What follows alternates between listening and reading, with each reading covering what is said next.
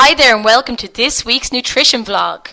My name is Laura Keeley and I'm a registered nutritionist here at the Shaw Academy. This week I'm going to separate the myth from reality when it comes to dairy products. Over the last number of years there has been much controversy over dairy and whether it is as good for you as we once thought. There are many varying opinions on this, and whether you love it or opt to stay away from it, the choice is yours. There are several reasons why people either choose to or are obliged to have a dairy-free diet. A small percentage are lactose intolerant, and this will cause them gastrointestinal distress if they consume dairy.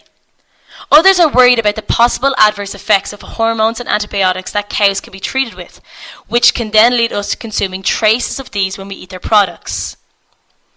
Some populations that consume low dairy, such as those in Asian countries, have lower incidence of cancer and other chronic diseases that we in the West suffer from. So therefore, people may think that opting for a dairy-free diet will lower the risk of developing such conditions. Other people think that consuming dairy may produce excess mucus in the throat.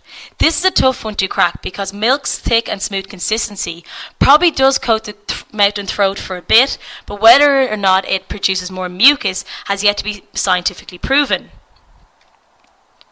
We must remember that not everybody is dairy intolerant, and a condition that you may be blaming on dairy could be to do with something else.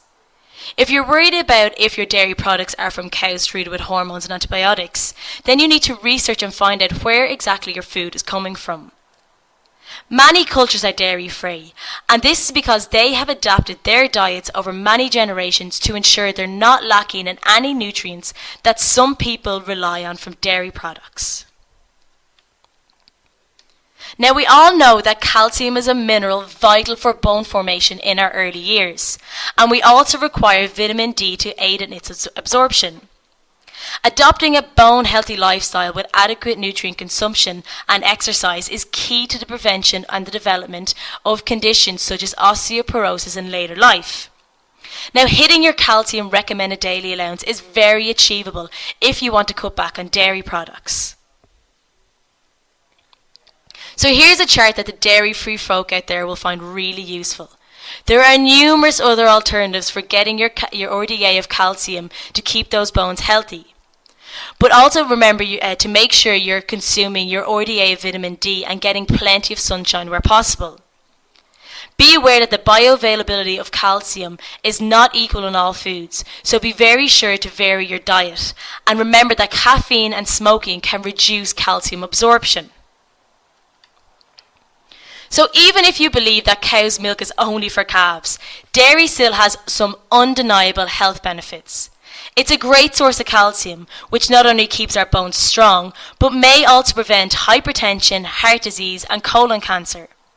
It's packed with riboflavin and vitamins A, D, and K, and lots of protein. Milk is a good source of iodine, which is a mineral that's essential for a healthy thyroid function, as well as potassium, which is great for maintaining good heart health. Now, scientists are constantly learning and discovering new information, and as with many foods, we still need a lot more data regarding dairy consumption before we can settle this great debate.